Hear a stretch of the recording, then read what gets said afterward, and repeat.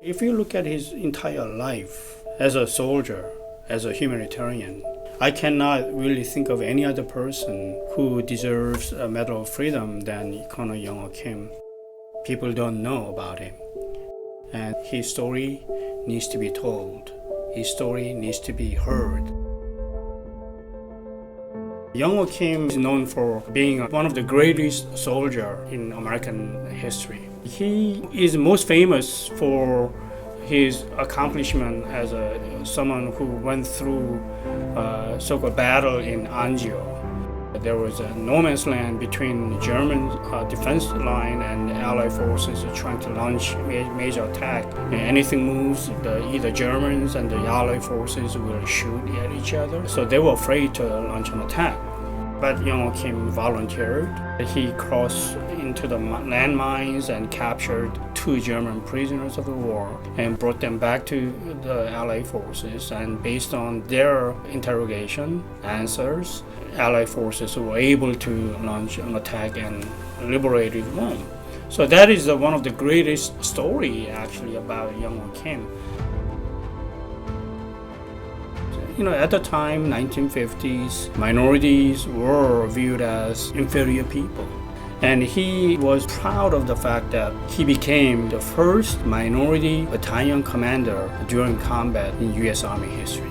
That really shows, what kind of a soldier he was.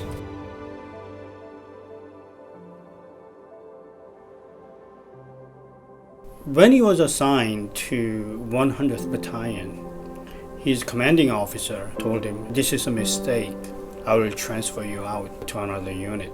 And Young Kim said, "I just got you, sir." And he said, this is mostly Japanese American unit. And I know you are Korean, and Koreans and Japanese don't get along." And he said, "No, sir.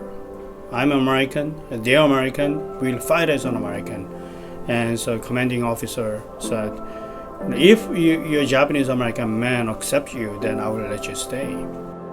When he plans a battle, he cares deeply about his men. He doesn't want to sacrifice his men. They all knew that.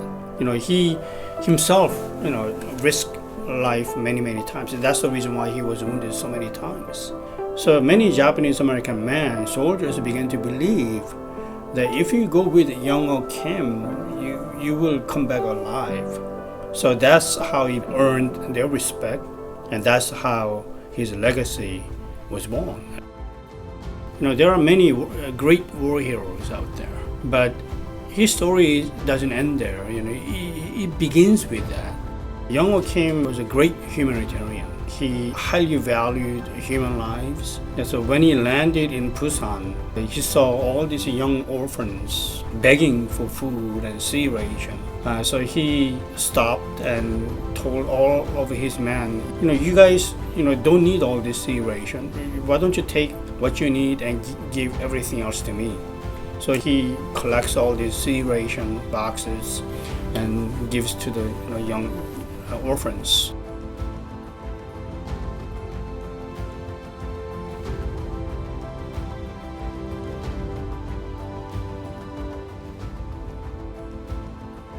During the battle in Italy, he said, "If I survive this war, I will work for the betterment of the community I belong to." And he kept that promise until he passed away.